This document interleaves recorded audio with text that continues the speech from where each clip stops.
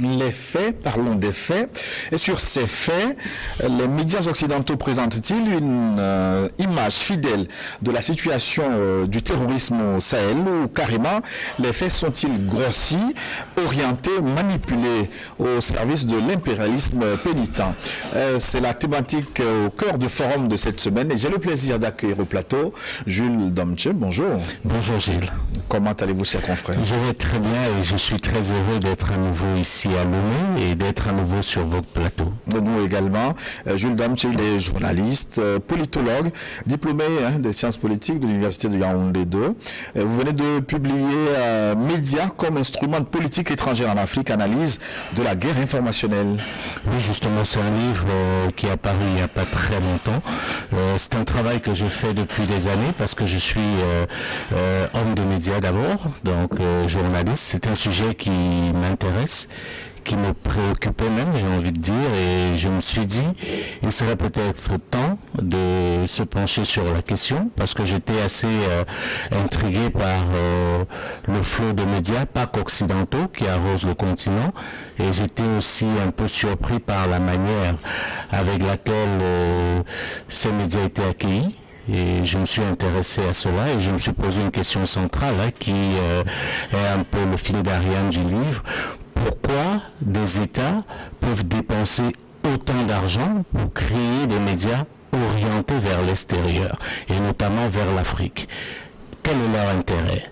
Est-ce qu'ils ont un intérêt à ce que notamment nous autres Africains, nous soyons bien informés? Donc c'est la question qui m'a guidé et qui m'a poussé à faire ces recherches-là pour aboutir à la conclusion qui est le titre du livre, à savoir que les médias ne sont rien d'autre que des instruments au service des États qu'ils utilisent au gré de leurs intérêts pour faire passer leur message à travers le monde et ainsi contrôler les différentes opinions publiques. Un livre très intéressant. À travers ces médias, vous avez vu des agendas cachés, un véritable lavage culturel et éducationnel à découvrir votre ouvrage Médias comme instrument de politique étrangère en Afrique, analyse de la guerre informationnelle. Signé Jules Domche, publié aux éditions Afridi. Afridi, justement, c'est une maison d'édition africaine qui commence à avoir pignon sur rue. Et naturellement, il n'y avait qu'une maison d'édition africaine pour accepter de publier un tel livre. Voilà. Ça mettra son crédit. Notre deuxième invité, son Excellence Sogoyou Kegewa est avec nous. Oui. Bonjour, Monsieur l'ambassadeur.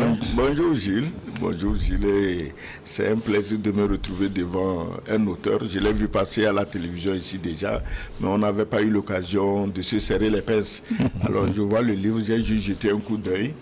Mais c'est bon d'écrire des livres, mais le problème c'est que les gens ne lisent pas. De plus en plus. Le soir, on préfère une bière bien frappée à lire 2 ou 3 pages d'un livre. Donc j'invite nos étudiants, surtout ceux en communication.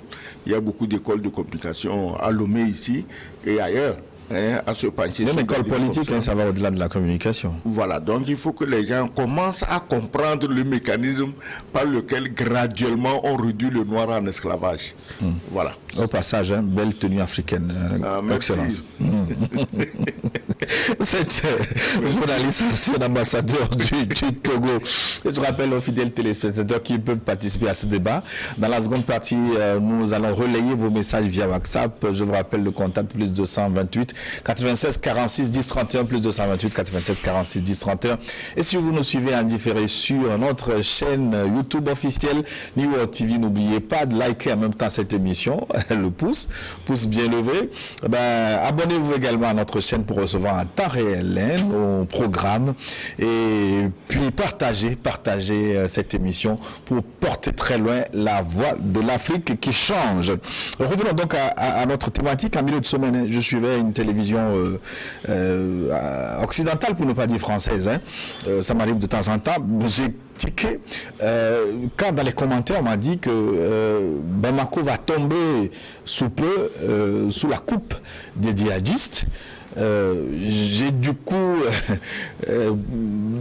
passer quelques coups de fil pour voir quelle était la réalité du terrain, si ces commentaires correspondent à ce qui se passe sur le terrain. Et cela m'amène à vous demander l'image des attaques terroristes au Sahel dans la presse occidentale. Est-ce qu'elle est juste? Est-ce qu'elle est erronée? Est-ce que les faits sont grossis ou manipulés tout simplement? Excellence Sogoyou Kegewe. Mais qu'est-ce qui t'étonne quand on te dit que Bamako va tomber aux mains des terroristes? C'est les mêmes médias, les mêmes commentateurs qui nous ont dit depuis longtemps que Moscou va tomber aux mains de Zelensky. Moi, je croyais qu'actuellement, Zelensky est déjà assis au Kremlin. C'est les mêmes journaux, les mêmes radios, ils sont là, ils ont des débatteurs patentés, tel était colonel, celui-là était général, celui-là était ministre, celui-là était diplomate. Tous ont un point commun, leur ignorance abyssale de ce dont ils parlent. Alors maintenant, si on te dit que Bamako est aux mains des terroristes, mais qu'est-ce qui t'étonne? Ceux qui ont promu ces terroristes, c'est que c'est un travail de promotion. C'est pour intoxiquer les masses. Quand tu vois un pauvre type complètement paumé comme Imam Diko, qui sort, tu vois, les conneries qu'il raconte, c'est qu'il écoute les informations de ce genre. Il se dit, ah, demain les terroristes seront à Bamako, il faut que je tire mon épingle du jeu, que je fasse le jeu de la France, peut-être j'aurai l'honneur d'être nommé Premier ministre. C'est pourquoi ce pauvre type, qui ne sait même plus s'il est imam ou il est politicien, sort et il raconte ça. Donc, c'est l'influence des informations sur nos esprits qui amène à de tels comportements, et c'est pourquoi nous devions faire extrêmement attention à la communication, parce que aujourd'hui c'est dimanche, les gens sont à l'église. Tu sais, en Afrique, chacun se croit plus catholique et plus chrétien que le pape ou le pope. Mais seulement les gens ne font pas attention à la Bible. Dans la Bible, il est écrit, au commencement était le verbe. Mais est-ce que les Africains font attention à ça? Le verbe aujourd'hui, c'est quoi? C'est la communication. Au commencement était la communication. Mais personne ne fait attention à ça. Donc, on laisse des médias extérieurs nous bourrer. Et puis, bon, on fait le connaisseur juste parce que ce matin, on a écouté tel média. Et puis, la bêtise suprême, c'est que quand c'est ces médias-là qui parlent, l'Africain est prêt à mettre sa main au feu. Ah non, c'est vrai, parce que c'est RFI qui a dit ça, donc c'est vrai. Mais quand tu vois la bêtise pousser à son sommet, mais tu comprends que nous sommes foutus. Donc je crois que le thème du jour, c'est d'attirer l'attention sur comment ces médias extérieurs travaillent et comment ils arrivent, malgré nos panafricanismes, nos cris d'orfraie, nos accusations, mais inconsciemment, nous sommes volontairement, nous nous ligotons nous-mêmes volontairement par rapport à ce que ces gens-là veulent faire passer dans nos esprits. Jules Domche, je voudrais qu'on prenne l'exemple de la situation du terrorisme. Sur ces faits-là, est-ce que les médias occidentaux nous renvoient la réalité? Dans les choix rédactionnels, est-ce qu'il y a de la manipulation? Ben écoutez Gilles, vous ne pouvez pas faire cette analyse en détachant les médias des États auxquels appartiennent ces médias. Parce que comme je le dis dans le livre, les médias ne sont que des instruments, comme l'armée, comme la monnaie. Ce sont des instruments au service des États. Donc, vous ne pouvez pas penser qu'un média créé par l'État français, financé par l'État français, va dire quelque chose qui va à l'encontre de la politique étrangère de la France. C'est juste pas possible. Donc, si aujourd'hui, le sentiment que vous décriez, qui au demeurant est totalement vrai, est constaté, c'est justement parce que la France a perdu pied au Sahel. Et quand elle perd pied au Sahel, il est de bon ton pour elle d'utiliser l'un de ses instruments, en l'occurrence les médias, pour essayer d'inverser la tendance. C'est pour cela que vous allez effectivement voir que sur ces médias-là, ils vont se faire en quelque sorte le porte-voix d'une sorte de catastrophisme. Parce qu'il s'agit aujourd'hui, et c'est ça le but, de démontrer que le départ de la France du Sahel est une véritable catastrophe pour ces pays. Et comme Barkhane est parti du Mali, comme ils ont été également chassés, à l'occurrence l'armée française du Burkina Faso, ces pays sont incapables de lutter efficacement contre le terrorisme. Donc, tous ces sujets que vous allez voir, ces débats, justement, comme le relevait l'ambassadeur, avec leurs experts, qui en réalité ne connaissent rien de la réalité du terrain, et ne connaissent rien de l'Afrique, c'est justement pour démontrer à l'opinion publique africaine, en premier, et internationale, que l'Afrique ne peut pas venir à bout du terrorisme sans la France. Et j'ai envie de dire, c'est de bonne guerre. Ils ont créé ces instruments pour faire ce travail-là. C'est à nous, autres Africains, de faire très attention à ces médias et justement de développer des mécanismes pour s'en prémunir. Ah ben, ce que vous dites, il me semble, est suffisamment grave parce que quand vous parlez des médias comme des instruments politiques, ça veut dire que le journalisme est mort. L'honnêteté, l'impartialité. Vous savez, ça nous fait rigoler parce que justement, ce sont des dogmes et des concepts dans lesquels on a voulu nous enfermer. Moi qui suis journaliste, moi qui travaille pour un média, je peux le dire sans embâche, la neutralité, ça n'existe pas. Un média, c'est une entreprise comme une autre. Quand vous décidez de créer un média, vous avez un objectif. Et déjà, cet objectif fait en sorte que vous ne pouvez pas être objectif. Il ne faut pas se leurrer. Nous sommes le fruit de nos environnements. Nous sommes le fruit de nos cultures.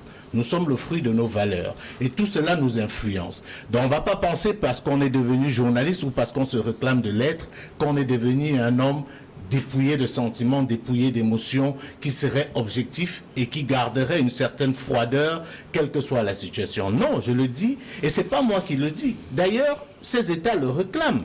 Vous avez bien suivi Emmanuel Macron demander à ses ambassadeurs d'utiliser les médias de France Média Monde pour faire une contre-propagande contre la Russie. Il ne peut le faire que parce qu'il sait qu'il est le véritable patron de ces médias. Et ce n'est pas un fait du hasard. Si des médias comme RFI ou France 24 dépendent du Quai d'Orsay et non du ministère de la Communication, c'est bien parce que dans l'architecture de la politique française, ils savent que ces médias-là sont là pour ce service-là. Et ce n'est pas qu'une affaire de la France, ce n'est pas qu'une affaire des médias occidentaux.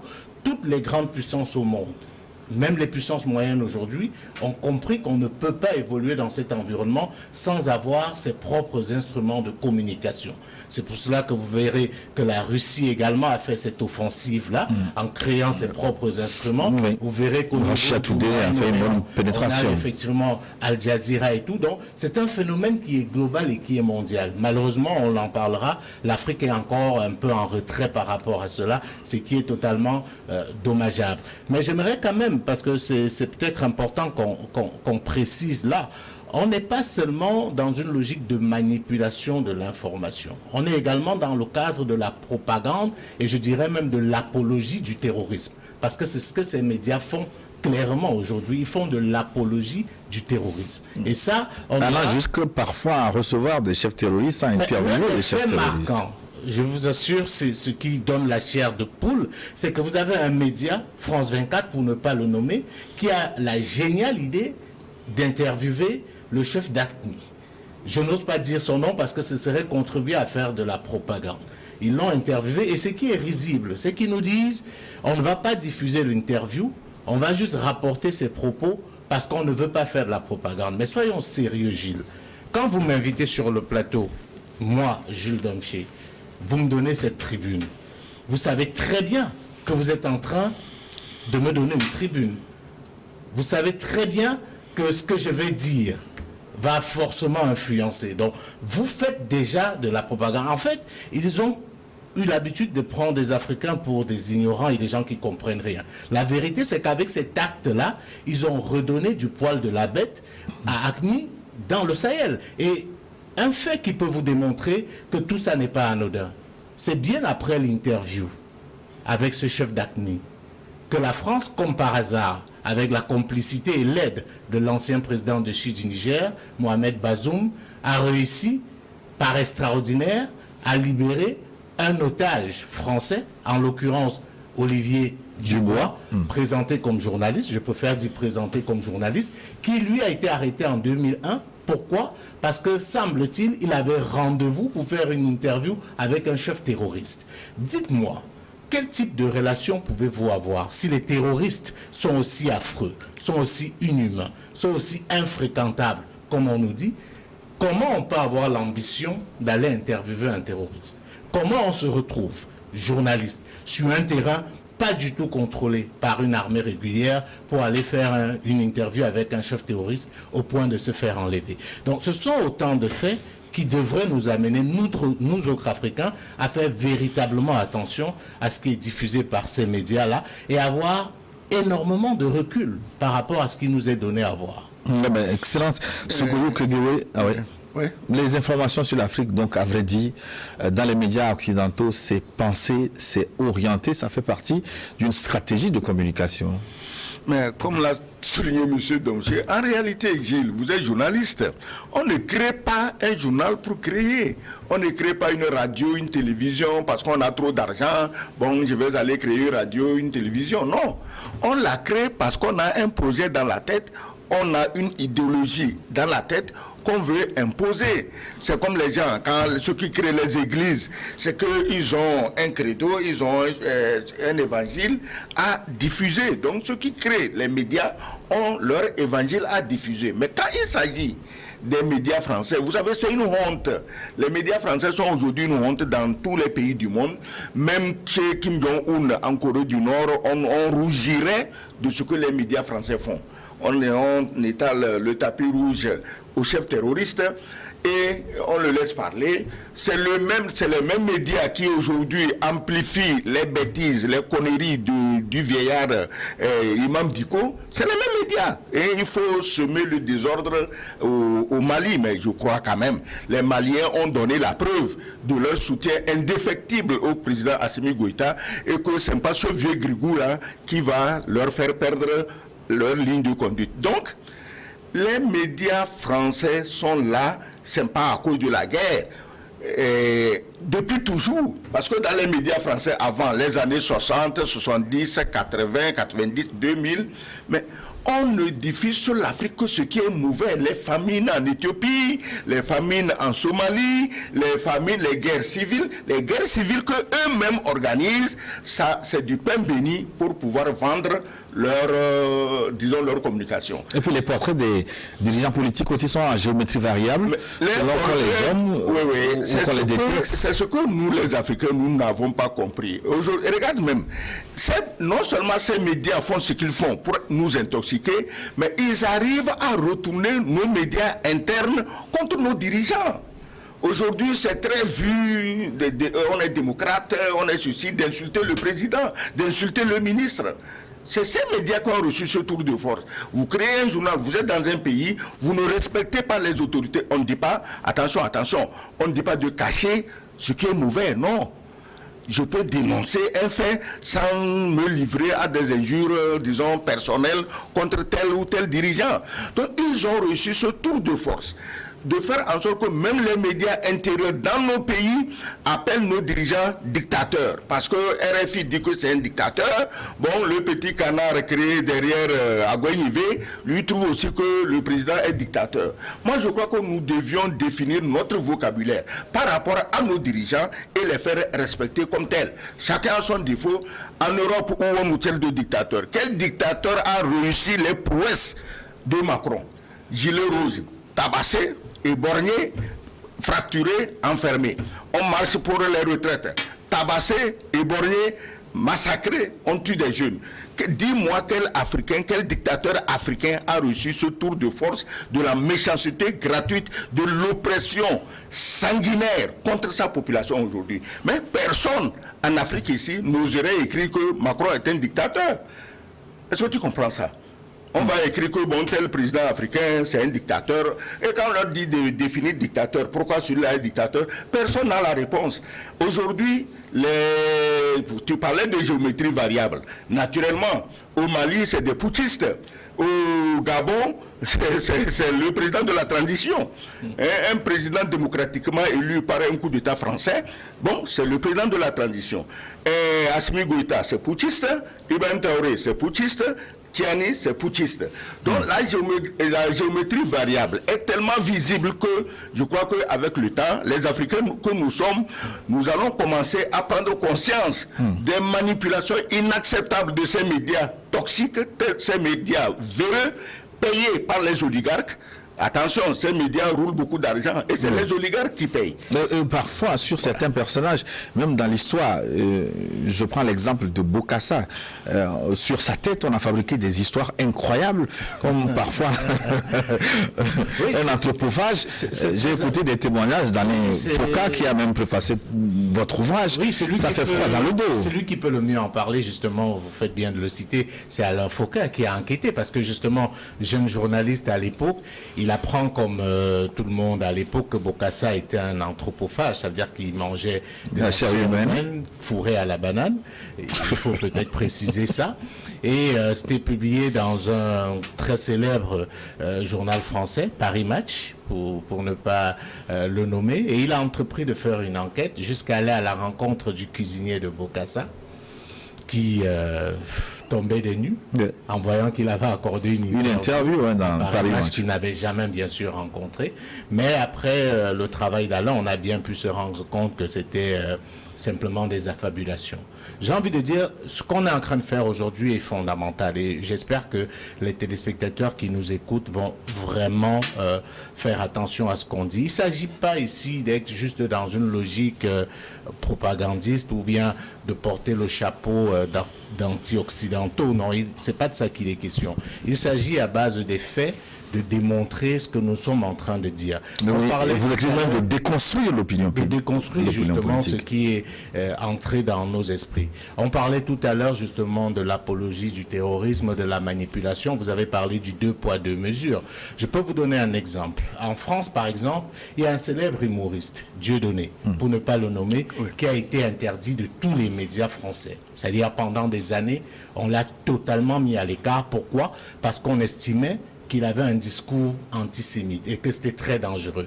Dites-moi, ce sont ces mêmes gens qui vous disent il vaut mieux donner la parole à un chef terroriste que de la donner à Dieudonné. C'est-à-dire qu'on n'accorde aucune interview à Dieudonné, mais on peut accorder une interview au chef d'ACMI. Non, tout ça, c'est de la manipulation. Et comme je vous disais, vous ne pouvez pas détacher ça d'une réelle politique extérieure. Parce que la connivence entre certains États occidentaux, notamment la France, et les terroristes, sont aujourd'hui démontrées et peuvent être sous-tendues par des faits réels. Si on revient sur l'exemple du Mali, les gens oublient vite en fait. Aujourd'hui, on essaye de nous dire comme la France est partie, le Mali est fini. Mais on oublie que c'est avec la présence française que le terrorisme s'est développé dans le Sahel, s'est développé au Mali. Et qu'en plus de 10 ans d'existence, l'armée française, avec toute sa technologie, avec toutes ses connaissances, avec toute sa force, n'a pas pu détruire le terrorisme comme cela a été annoncé au départ. Je suis un expert français sur une télévision démontrer avec carte à l'appui que la situation au Mali aujourd'hui, parce que la France est partie en quelques mois et pire qu'avant 2012. C'est totalement la manipulation. Je vais vous expliquer de quoi cela procède. N'oubliez pas, et ça c'est documenté, on pourra en cas de besoin le démontrer. Quand les groupes terroristes commencent à faire leur progression vers le Mali, les renseignements français sont au courant. Ils ont laissé faire.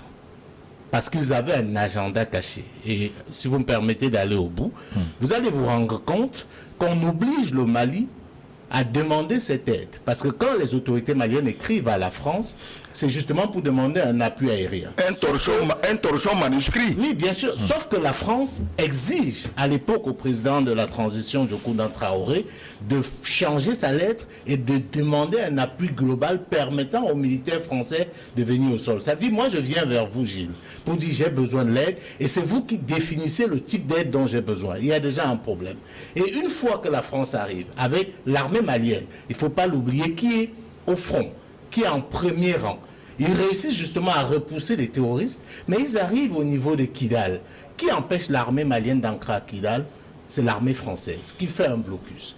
Et l'armée malienne ne peut pas aller à Kidal. Et on se rendra compte plus tard que c'est à Kidal qui va servir de base armée aux terroristes, qui vont se réorganiser, qui vont se réarmer et qui vont commencer à se développer pour traverser le nord du Mali, aller au centre, aller à l'ouest et pratiquement occuper 80% du territoire malien. Voilà l'agenda. Et tout à l'heure, je vais laisser l'ambassadeur réagir. J'ai envie d'expliquer aux Africains qu'il ne faut pas être dupe. On doit se poser une question centrale aujourd'hui. Comment on peut expliquer qu'en si peu de temps, l'Afrique soit devenue le centre du terrorisme mondial? On savait tous que le cœur du terrorisme, c'était au Moyen-Orient. Comment on a réussi par extraordinaire à déplacer ça en Afrique? Si le temps nous le permet, j'aurai l'occasion de revenir là-dessus. Mais bien sûr. Excellence, comment comprendre que justement, c'est au moment où l'armée malienne lance une offensive pour aller reconquérir Kidal, que dans les médias occidentaux, il y a véritablement des informations de toutes parts pour dire que la situation est catastrophique sur le terrain? Moi je dis ceci, la situation peut être catastrophique, les Maliens ont pour mission de défendre leur pays, on n'a plus besoin de la France, c'est tout, parce que aujourd'hui quand les Maliens vont au front, à la fin ils disent on a perdu tel nombre de soldats et on a, disons, ils ont une expression, neutralisé tel nombre de terroristes. La France, Macron nous ressasse les oreilles matin, midi, soir avec 50 combien de soldats français perdus. Pourquoi Macron ne nous dit jamais le nombre de terroristes tués par l'armée française? Parce qu'ils n'ont tué personne. Les terroristes, c'est leurs protégés. Les terroristes, c'est leurs amis. Vous avez dit pourquoi le terrorisme s'est saisi de l'Afrique alors qu'il était au Moyen-Orient. Mais on l'a importé du Moyen-Orient. AQMI, État islamique et tout, on les a importés à gros frais, avec beaucoup d'argent. On les a amenés en Libye. De la Libye, on les a abondamment financés, armés, et on les a jetés contre les nègres. Faites attention. Nous, les Noirs, on ne fait pas assez attention, parce qu'aujourd'hui, le but, on dit globalement, pudiquement, on va réduire les populations. Non, on ne réduit pas les populations. On veut réduire, anéantir les nègres. Si vous n'avez pas ça en tête, on va crier au complotisme. L'ambassadeur fait non, c'est pas du complotisme. La vérité, c'est ça. C'est pourquoi, quand on tue les Noirs, on ne compte pas. Mais quand on tue les Français, on compte. Ce n'est pas un hasard. Donc ce terrorisme que nous connaissions au Moyen-Orient et au Proche-Orient, on l'a juste importé parce que les terroristes, c'est qui? C'est des humains. Eux aussi, ils ont besoin d'argent pour vivre. Quand on les appelle à Paris, on leur ouvre les antennes des grandes télévisions internationales pour parler, c'est qu'à côté, on leur a donné leur appartement, des comptes en banque. Donc, quand tu as ces facilités, tu n'as pas besoin d'une idéologie. Là où on t'envoie, tu vas. Et surtout, on te dit d'aller tuer les Noirs. Bon, jusqu'ici, dans la tête de certains Arabes ou Européens, tuer un Noir, bon, c'est pas aussi grave que ça, quoi. Donc, ils sont venus, ils font leur travail. Les médias, aujourd'hui, savent que la situation se retourne contre leurs protégés, les terroristes. Mais qu'est-ce qu'ils peuvent faire à part les soutenir en faisant croire que les terroristes font autre chose? On peut élargir l'exemple au Niger. Oui. Sous Bazoum, oui, le Niger était présenté comme un pays stable, qui était contre le terrorisme. Bazoum, il a suivi que Bazoum, quand on arrête les terroristes, il est libère pour qu'ils aillent tuer davantage de soldats et de populations nigériennes. Qu'est-ce qui te surprend qu'on dise que les terroristes sont en train d'avancer sur le Bamako quand je te dis que les mêmes personnes nous ont dit sur leurs médias les Ukrainiens vont prendre Bakhmut. Était là-bas. Si l'ambassadeur le permet, pour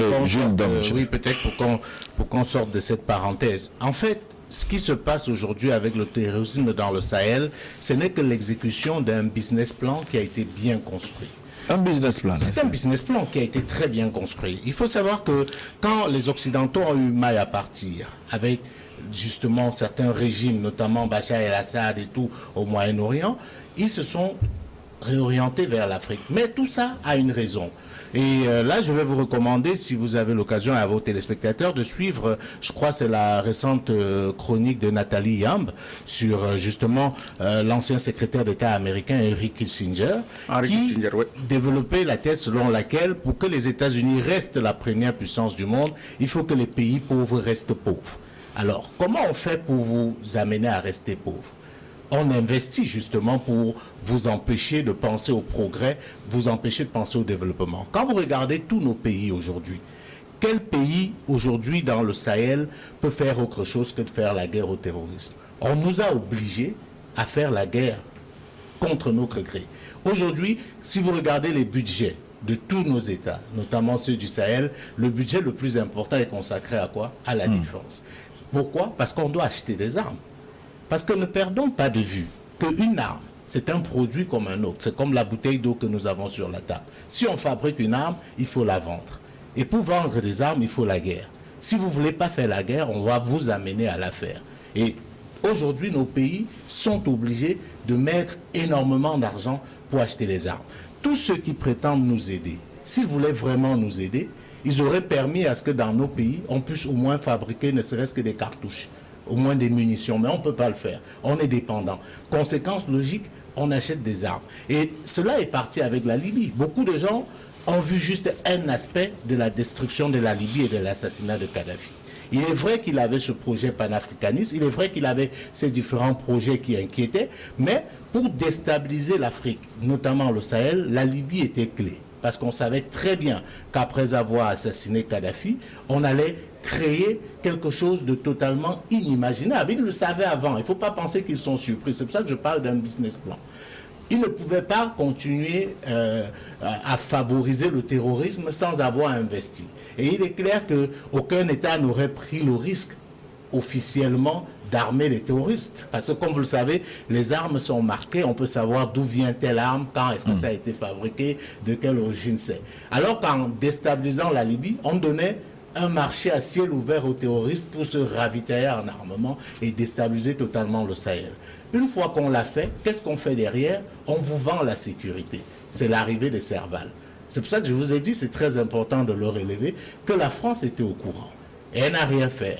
Elle a laissé les terroristes progresser pour mettre les autorités maliennes dos au mur, les obligeant à venir faire recours à eux. Et c'était dans leur objectif la meilleure stratégie pour recoloniser militairement l'Afrique. Parce que là, quand vous avez des groupes terroristes, des groupes rebelles, parce que au-delà de ça, il faut ajouter encore des groupes indépendantistes et tout, on finit par s'y perdre. Vous vous retrouvez dans une situation où on vous dit, écoutez, nous on peut vous aider. Permettez-nous de nous installer. Et quand vous voyez le niveau d'investissement que l'armée française avait fait au Mali, vous comprenez qu'ils n'étaient pas là pour partir. Ils sont venus s'installer. Et c'est pour cela que même quand ils sont chassés du Mali, ils ne vont pas très loin. Ils vont retrouver refuge au Niger. Le but, c'est d'avoir une présence militaire claire pour pouvoir vous contrôler, permettre effectivement que vous soyez toujours dans une situation de précarité avec la fragilité que vous imposent ces groupes terroristes et ces groupes rebelles et vous obligez justement à vous battre au quotidien, non pas pour vous développer, non pas pour le progrès de vos populations, mais pour essayer d'exister. Et c'est pour ça que nous sommes aujourd'hui, dans la plupart des cas, au Sahel, dans ce qu'on peut appeler des quasi-États. Oui, Excellence, ça veut dire que finalement, ces coups d'État au Sahel, ça vient un peu perturber le plan... Non, mais bien sûr que les coups d'État ont perturbé le plan de ce que nous connaissons. Écoutez bien, c'est-à-dire qu'on a des faits, hein, c'est-à-dire qu'on n'affabule pas, on ne raconte pas n'importe quoi. Les Occidentaux aujourd'hui, c'est quoi? Quand un président occidental, que ce soit en Europe ou en Afrique, arrive, il doit s'offrir comme trophée la tête d'un président du tiers-monde. Les Bush, ils sont allés prendre Saddam Hussein, ils l'ont pendu, ils étaient contents. Après, Sarkozy est venu au pouvoir avec les épaules qui remuent, lui s'est dit, ben, quel trophée je vais m'offrir? Bon, il ne va pas aller faire safari, tuer un éléphant ou bien un lion. Bon, on va s'offrir la tête de Kadhafi. Et aidé par qui? Par Obama. Obama donne l'élection en Amérique, avait donné beaucoup d'espoir aux Noirs. Mais c'est Obama avec Sarkozy qui se sont mis ensemble pour tuer Kadhafi avec les conséquences que nous avons aujourd'hui. Donc il faut qu'on arrête. C'est-à-dire qu'aujourd'hui, Macron, lui, a cru qu'il va s'offrir comme trophée des pays comme le Mali, comme le Burkina, comme le Niger. On essaie même des coups d'État contre le jeune capitaine Traoré. Donc lui aussi veut mettre parmi ses galons, ses médailles, la tête d'un président africain. Donc c'est comme ça ne va pas changer. Ils ont besoin de tuer des chefs d'État africains pour prouver, pour sanctifier leur arrivée au pouvoir. Les généraux ou les colonels ou les capitaines du Sahel, n'étant pas des naïfs, puisque eux-mêmes ils ont fait leurs études dans ces pays, ils lisent, ils savent ce qu'ils ont dans la tête, ils ont juste pris le devant pour sauver leur pays de la débâcle. Ce qu'ils ont fait en Irak, ce qu'ils ont fait en Libye, ce qu'ils ont voulu faire en Syrie, c'est la même chose qu'ils veulent faire aujourd'hui au Mali, au Burkina et surtout au Niger, où l'uranium, le fameux uranium, risque d'échapper à tous les prédateurs qui l'ont pris cadeau depuis plus de 60 ans. Donc, quand tu vois ça, il ne peut pas dormir tranquille. ils ne peuvent que dire ce qu'ils disent. Ah, les terroristes vont marcher. Et puis, il faut voir avec quelle jubilation les journalistes de ces médias français parlent des terroristes qui avancent. Est-ce que les terroristes avancent réellement? C'est là ma question. Mais quels terroristes avancent? Ils avancent vers où? C'est très grave ce qui se passe, Gilles. J'ai envie de vous dire, la situation ne peut pas être pire que ce que ces pays ont connu. Il ne faut pas se leurrer et écouter ce qu'on raconte. Je vous ai expliqué ici que le terrorisme ne s'est jamais autant bien porté dans le Sahel que pendant la présence de l'armée française, qui est l'une des armées les plus puissantes au monde. Donc vous comprenez très bien que soit on n'était pas là pour lutter contre le terrorisme, soit il y a quelque chose qui ne marche pas. Et en plus de l'armée française, pour le cas du Mali, vous aviez également la MINUSMA. C'est-à-dire vous avez par extraordinaire des gens qui s'asseyent à l'ONU, qui sont censés être des gens super intelligents, super brillants, qui vous votent une résolution pour dire, écoutez, le Mali est attaqué par les djihadistes, on va essayer de les aider, on va envoyer des forces là-bas, mais des forces d'interposition qui vont aller regarder. C'est-à-dire interposition entre l'armée et les terroristes. C'est-à-dire vous êtes en pleine guerre et on vient dire qu'on veut maintenir la paix. C'est quand même quelque chose d'assez ahurissant. Et il n'y a que des Africains pour gober de telles inepties. Ce qu'il faut comprendre, parce que vous avez évoqué la question des coups d'État. Oui, les coups d'État sont venus perturber le bon déroulement du business plan qui était prévu. Et pour vous en convaincre, vous voyez l'appréciation qu'il y a des coups d'État. N'oubliez surtout pas que le premier coup d'État au Mali a été salué par la France, parce qu'ils espéraient le récupérer. La preuve, le général Bandao, à l'époque, avait été reçu en grande pompe à l'Élysée, et je me rappelle qu'une autorité française avait dit que les autorités de transition ont fait en quelques mois ce qu'on n'a pas réussi à faire en 7 ans. Quand ils se sont rendus compte, et je crois que les autorités maliennes actuelles se sont rendues compte de la supercherie, ils ont procédé à un deuxième coup d'État qu'on a appelé la rectification pour effectivement prendre les véritables leviers du pouvoir. C'est la même chose qui s'est passée au Burkina Faso avec Damiba, qui a été reçu par Alassane Ouattara, qui était un bon poutiste. Traoré, lui, c'est un mauvais poutiste. Pourquoi? Parce que ces jeunes officiers se sont inscrits dans une logique de disruption totale. Ils ont dit, on ne peut pas continuer à faire la même chose et espérer un résultat différent. On veut voir autre chose. On veut changer.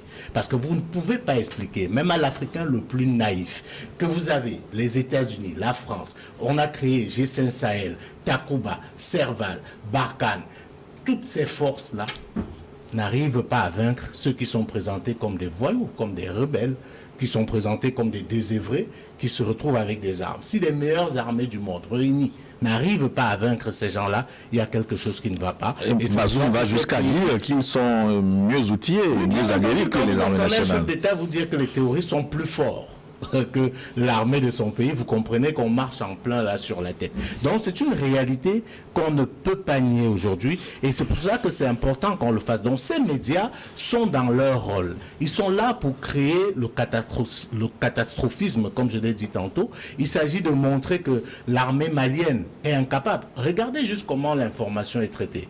L'armée malienne a lancé une offensive vers Kidal. Regardez comment ces médias parlent de tout cela.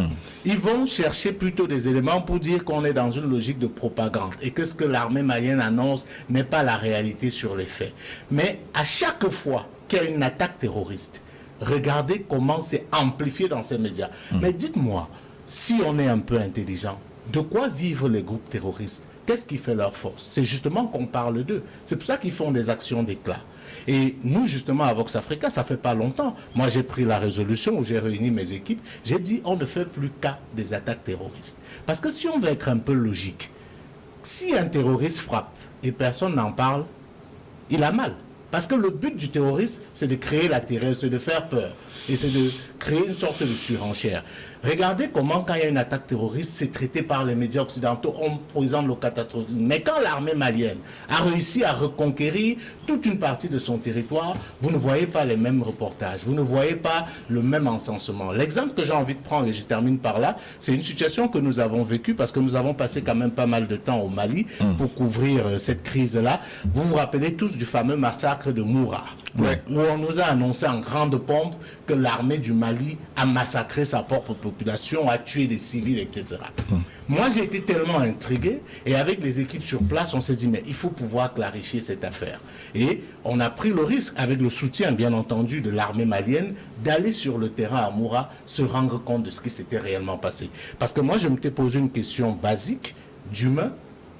Quel intérêt l'armée malienne à massacrer sa propre population quand elle sait qu'elle a besoin de cette population-là pour lutter contre le terrorisme. Alors quand vous arrivez à Moura, vous avez froid au dos, parce que quand vous rencontrez des vrais acteurs, ils vous disent, bon, nous on n'a pas reçu des gens ici pour ça. Et Human Rights Watch, je crois en l'occurrence, qui avait fait l'enquête, ils vous disent, non, on a eu des gens au téléphone qui ont dit ceci. Et dans le reportage de Jeune Afrique, qui est tout simplement un véritable scandale, les gars vous disent que l'un de leurs témoins, c'est des 2 jeunes qui ont aidé l'armée malienne à enterrer les civils. Je me suis dit, soit l'armée malienne est composée de soldats tellement nuls et des officiers aussi bêtes, vous ne pouvez pas faire un crime, un massacre de cette envergure, et les 2 témoins oculaires, vous les laissez en vie.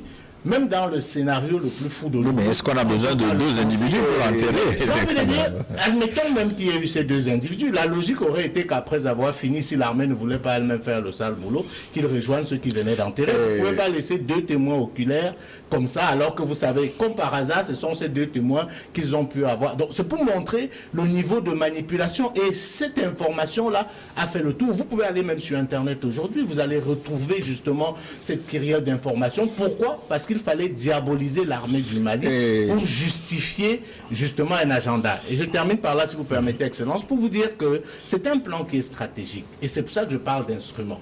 Vous avez les ONG, qui sont leurs instruments. Alors, les ONG, elles ont leur mission. Elles font le travail en amont, avec les rapports, etc. Les médias font quoi? Amplifient. Et les politiques s'appuient sur cela pour justifier leur action sur le terrain.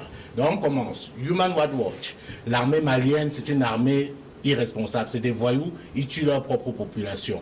RFI France 24, BBC et tout le monde, on reprend, on donne du poids et tout. Et maintenant, les autorités françaises peuvent dire, on ne peut pas laisser un peuple tuer, on ne peut pas laisser des dirigeants tuer. On prend une résolution. Il faut qu'on aille à l'ONU. Pour prendre une résolution. C'est ce qui s'est passé exactement avec Kadhafi, pour qu'on puisse avoir cette résolution à l'ONU pour tuer Kadhafi et détruire la Libye. À Moura, au fait, combien de cadavres sont supposés? Je ne sais pas, hein. Ils ont dit qu'on a tué combien. Bon, il y avait des chiffres qui variaient, on parlait. La France a bombardé en plein jour, au vu au-dessus de tout le monde, un convoi nuptial. C'est-à-dire que des mariés, 19 personnes mortes, des femmes, des enfants, personne ne dit rien. Human Rights Watch, ni vu. Amnesty, ni vu. Nations Unies, ni vu. MINUSMA qui est là-bas pour ce les Nations Unies ont fait une enquête. Ils ont fait une enquête. Est-ce qu'on a besoin d'une enquête quand on a bombardé les gens du ciel et que ceux qui étaient là-bas pouvaient compter les cadavres? Quelle enquête? C'est juste pour noyer le poisson dans l'eau. Ça, personne n'a vu. Je vous ai dit ici la dernière fois que si la France vous tue, vous êtes mort démocratiquement et que c'est une bénédiction. C'est seulement quand un autre vous tue que ça pose problème. Donc la France qui massacre des convois de mariés passe encore pour un saint, et des soldats qui sont au front, qui dans une bataille ont tué des gens, on dit ils sont mauvais. Vous croyez que quoi? Parce que quelqu'un est habillé en civil. Moi je suis militaire. Le type sous sa djellaba, ça dit que son habit long, il sort une mitraillette et moi je vais dire non, comme il est en civil, bon tu peux me tuer. Hein. La France dira que je suis un bon gars parce que je ne t'ai pas tué. Nous devions arrêter nos stratégies de défense, nos lignes de défense. Si tu es civil, tu fais le clown, on t'abat. C'est tout. Mais une dernière question avant la pause, Sogoyo Kegewe. Oui. Est-ce que les États du Liptako Gourma, les États du Sahel, est-ce qu'ils ont raison justement de suspendre les médias occidentaux, notamment les médias français? Mais ils auraient dû commencer par ça, parce que la guerre commence par les médias. C'est les médias qui préparent le terrain. Et en 1945 ou 1944, avant le débarquement en Normandie, quand De Gaulle était à Londres, mais comment De Gaulle a pu mobiliser les résistants français pour s'organiser et supporter ceux qui débarquaient? C'est pas la radio. Ici, Londres, hein, les quoi de l'automne berce mon cœur, les sanglots de quoi de l'automne berce mon cœur d'une langueur monotone. C'était des codes, des messages codés. C'est comme ça, vous ne pouvez pas utiliser les médias de l'ennemi et croire battre l'ennemi. Donc ces médias toxiques, ces médias racistes, ces médias négrophobes, mais il faut les fermer. pas seulement dans les pays où il y a la guerre, mais dans les pays environnants. Oui, mais pourquoi l'Afrique ouvre son champ aux médias étrangers qui sont là à ciel ouvert, alors que les médias africains ont du mal à être acceptés dans ce pays? L'Afrique, le noir colonisé n'a pas encore décolonisé son esprit. Je te dis que des gens respectent plus la parole de RFI que la parole de la Bible, parce que c'est le blanc qui a dit, donc c'est vrai. Il faut décoloniser les dirigeants de l'Afrique. La France ne peut pas accepter, elle a prouvé, que dans une guerre contre la Russie, que des médias russes soient en France pour parler. Est-ce que vous avez vraiment maintenant besoin de l'autorisation de quelqu'un pour fermer les médias dont les propriétaires font le sponsoring du terrorisme qui massacre vos populations? C'est pas sérieux. C'est de ne pas fermer ces médias qui est un scandale pour nous, les Africains. Les Français nous ont donné l'exemple, Sputnik fermé, Rocha Touré fermé. C'est normal. Parce qu'ils craignent que ces médias ne disent au peuple français la réalité du terrain. Ils les ont fermés.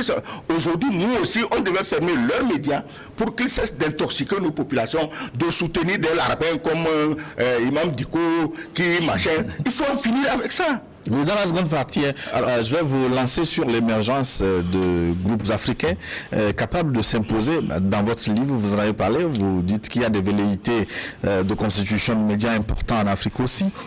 Mais pour le moment, pourquoi l'Afrique a accepté d'ouvrir ses vannes à ces médias occidentaux finalement qui engloutissent? Il y a beaucoup d'ignorance, mais il y a aussi beaucoup de manipulation. La plupart des dirigeants africains, notamment dans les pays francophones, comme vous le savez, souffrent d'une véritable crise de légitimité. Ce n'est pas le fruit de la population. La preuve, c'est que ceux qui ne sont pas liés ont le courage de franchir ce pas-là.